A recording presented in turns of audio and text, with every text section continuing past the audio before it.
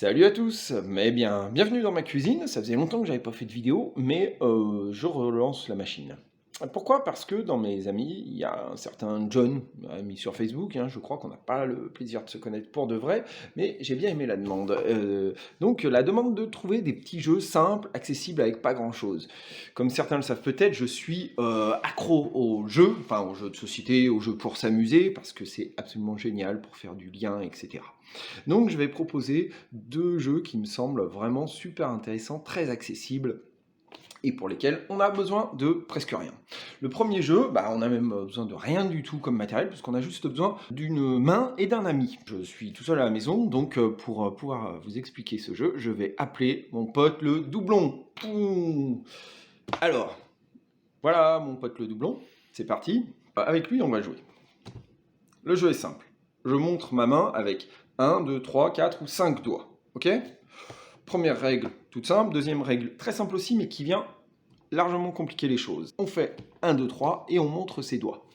1, 2, 3. Voilà, tout simple. Il a 5. Moi j'ai 3. Il est au-dessus, c'est lui qui gagne. Ok? Jusque-là, il marque un point, ça va.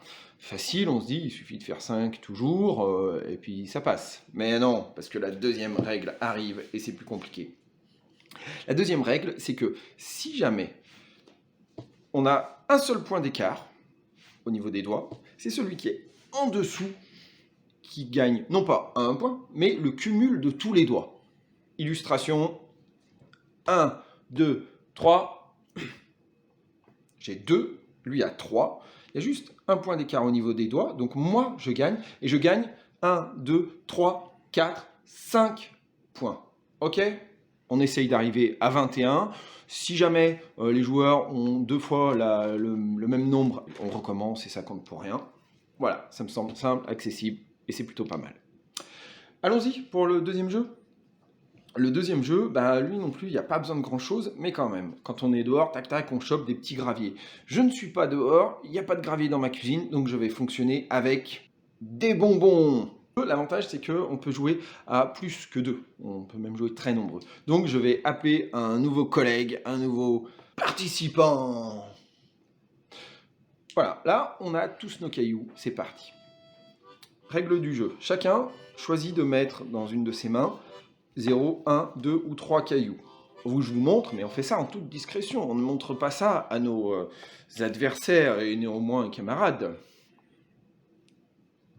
Ensuite, chacun avance ses mains et chacun notre tour, nous allons chercher à deviner le nombre de cailloux qu'il y a dans toutes les mains. Ok? Donc, par exemple, moi je vais dire 5, 9, 6. On va tous ouvrir nos mains. Hop, nous avons, hop, en tout, 1, 2, 3, 4, 5, 6 cailloux.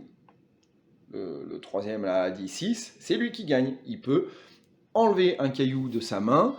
L'objectif est de se débarrasser de tous ces cailloux. Si jamais aucun joueur ne trouve le nombre exact de cailloux, c'est celui qui est le plus proche en dessous du score qui gagne. Ok, c'est parti. Par exemple, on essaye, on recommence. Là, on est là, chacun choisit ce qu'il va mettre.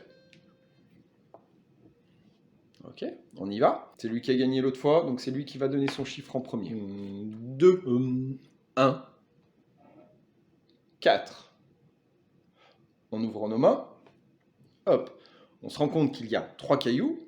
Hein, et c'est lui qui est le plus proche du score par en dessous. Donc, c'est encore lui qui gagne. Et il enlève encore un caillou. Vous imaginez bien que si vous avez des questions, des réflexions ou quoi, vous faites un petit commentaire, je vous réponds. Il me semble quand même que ça devrait pas trop mal se comprendre et que ça peut promettre quelques minutes de plaisir et d'occupation. Merci de m'avoir regardé et puis à la prochaine!